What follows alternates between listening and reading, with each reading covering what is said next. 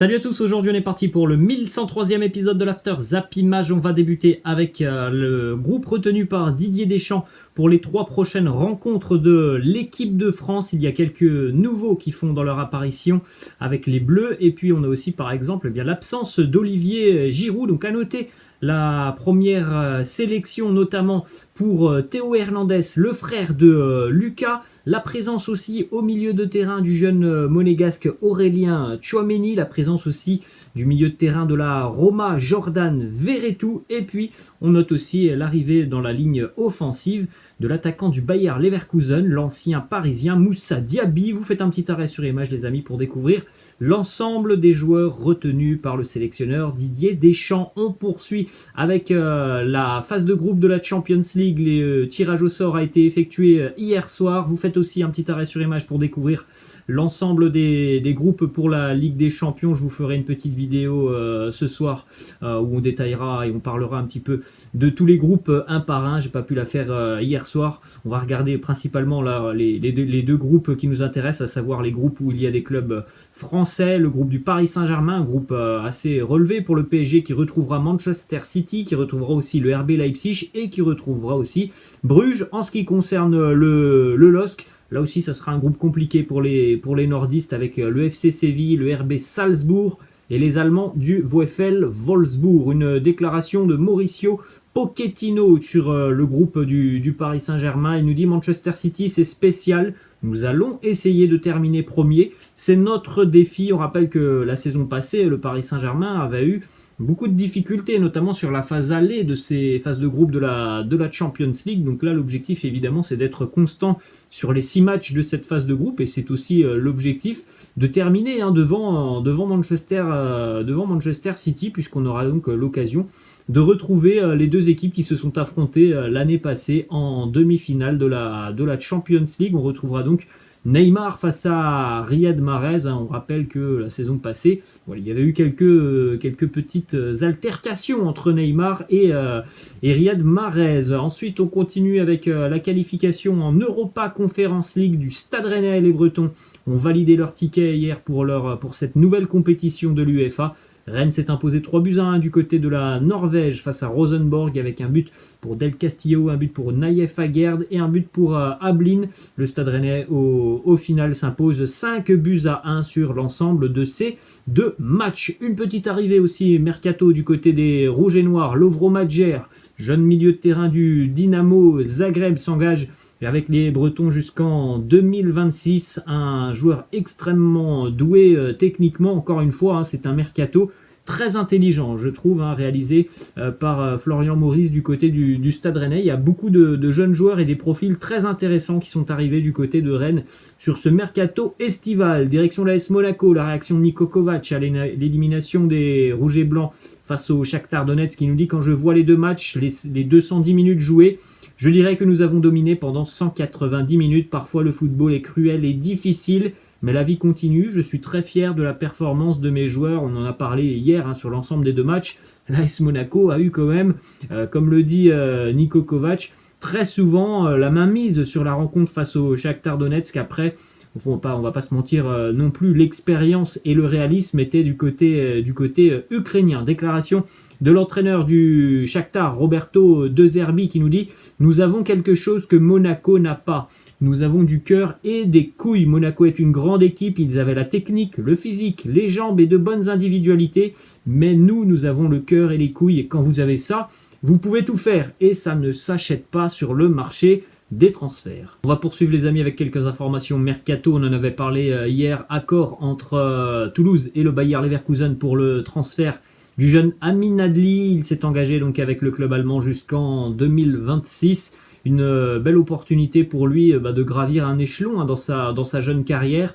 On en a dit beaucoup de bien du Bayer Leverkusen. C'est une équipe qui a une philosophie de jeu très agréable où il va pouvoir exprimer tout son talent et tout son potentiel offensif. Et en plus de ça, c'est une équipe qui n'hésite pas à faire confiance aux jeunes. Donc je pense que ça peut être vraiment un bon tremplin pour Amin Adli et que de rejoindre la Bundesliga.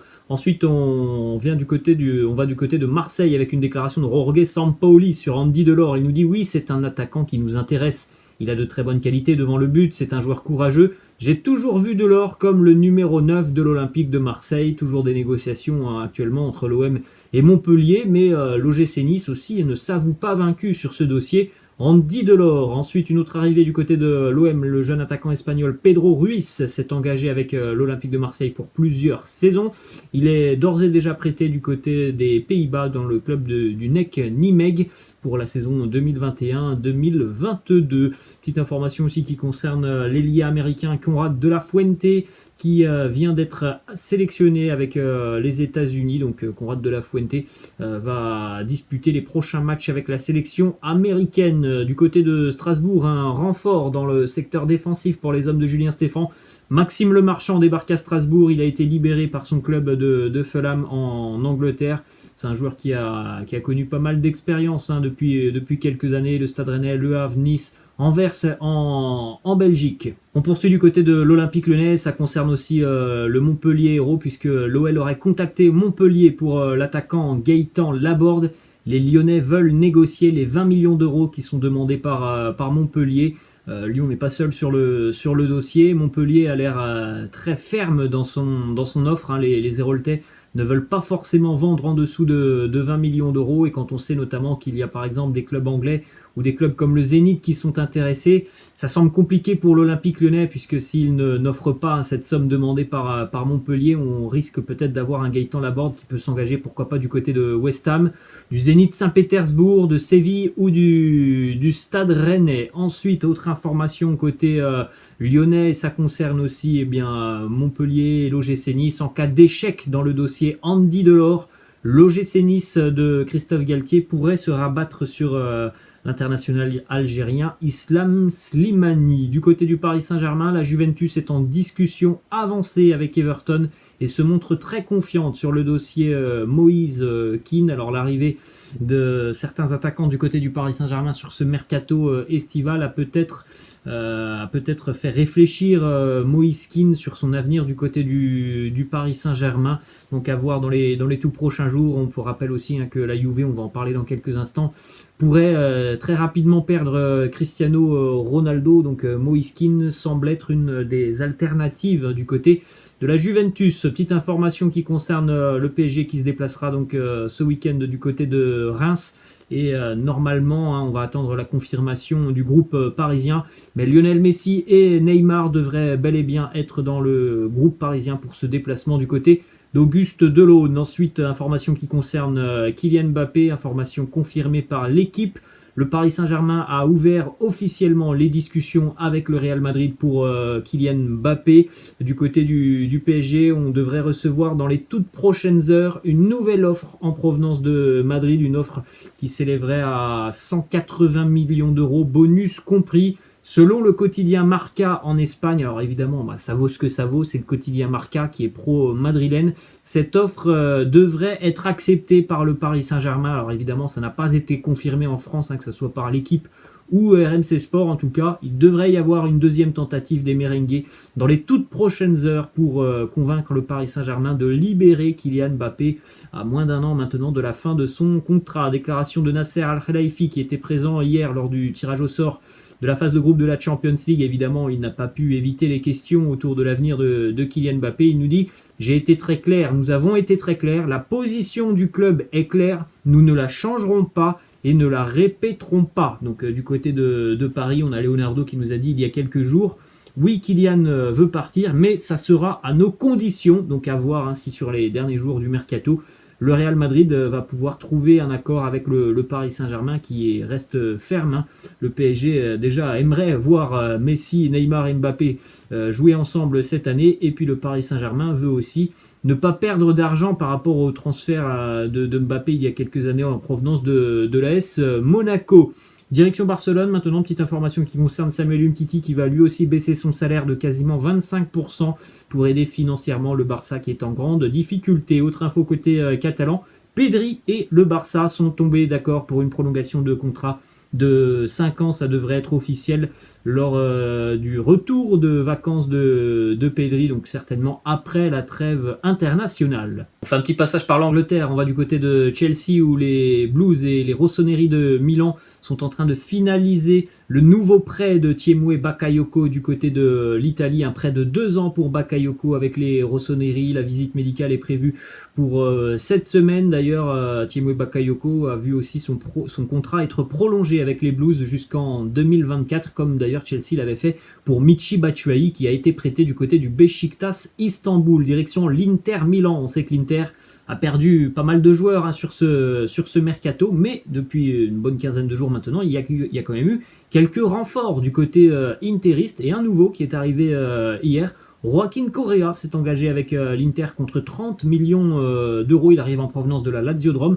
C'est une belle arrivée évidemment pour les interistes qui ont perdu de la qualité, mais il y a quand même de bons renforts. Joaquin Correa, Edin Dzeko, Denzel Dumfries sont arrivés du côté de Milan depuis quelques jours. Ensuite, les informations qui concernent l'avenir de Cristiano Ronaldo qui se rapproche de Manchester City. La star portugaise s'est quasiment mise d'accord avec le club anglais. Jorge Mendes, son agent, était présent à Turin hier. Il était toujours en train de négocier avec la Juventus sur les conditions de sortie de Cristiano, puisqu'on rappelle que Cristiano pour le moment est toujours sous contrat avec la Juventus, donc évidemment la Juve ne va pas le laisser partir pour 0 euro.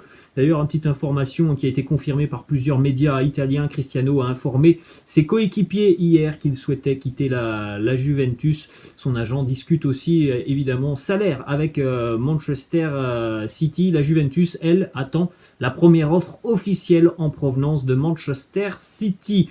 Du côté de Manchester United, une déclaration de Wayne Rooney qui nous dit « Je pense que Cristiano a laissé un très bon héritage à Manchester United et je sais combien il est fier en tant que joueur et en tant que personne. Je ne vois pas Cristiano arriver du côté de City, mais c'est le football, alors on ne sait jamais. Moi aussi, personnellement, je n'aimerais pas voir Cristiano du côté de Manchester City, mais force est de constater que c'est ce qu'il devrait se passer dans les toutes prochaines heures. Ensuite, du côté de la Juventus, on aimerait aussi inclure dans ce dossier Cristiano Ronaldo, eh bien un joueur de Manchester City. Donc les Citizens travaillent sur un départ pour pouvoir recruter Cristiano Ronaldo. La piste la plus chaude et surtout le joueur qui intéresse le plus les dirigeants turinois, c'est Raheem Sterling qui pourrait donc être transféré du côté de la Juventus. On a quand même eu un mercato assez fou cette année avec des départs complètement dingues. On poursuit toujours du côté de Turin avec une information du célèbre journaliste Gianluca Di Marzio qui annonce que la Juve sera dans la course pour Erling Haaland la saison prochaine. Les Bianconeri devraient réaliser un très gros coup lors du prochain mercato, même peut-être dès le mercato hivernal. On en avait parlé hier. Il y a 400 millions d'euros qui vont être débloqués du côté de Turin. Donc il pourrait se passer de grandes choses du côté de la Juventus sur les prochains mercato. Ensuite, du côté de City, on a une déclaration de Pep Guardiola sur son avenir en tant qu'entraîneur. Il nous dit « Si une équipe nationale est ma prochaine étape, oui. Le Brésil, non. Je crois que l'entraîneur de l'équipe brésilienne sera toujours brésilien. Je ne vois pas d'étrangers dans les équipes comme le Brésil. En tout cas, c'est une information quand même importante. Pep Guardiola se voit sélectionneur pour sa prochaine aventure. Il est toujours évidemment sous contrat avec les Citizens, mais lorsqu'il y aura un départ, peut-être qu'il prendra une sélection nationale et peut-être pourquoi pas la sélection espagnole. Ensuite, on continue les amis. Allez, on va terminer cet épisode avec une petite information qui concerne la CONMEBOL et les éliminatoires au Mondial 2022 qui devaient donc se dérouler dans quelques jours. Eh bien, effet Covid, alors que la Première Ligue, la Liga et la Serie A envisagent de ne pas laisser partir leurs Sud-Américains en sélection à cause de l'épidémie de Covid, la CONMEBOL pourrait prendre la décision d'annuler ou de reporter les prochains matchs qualificatifs du mondial. Donc c'était déjà arrivé, je crois, sur la période de trêve internationale du mois de mars, où les matchs avaient été reportés pour cause de Covid.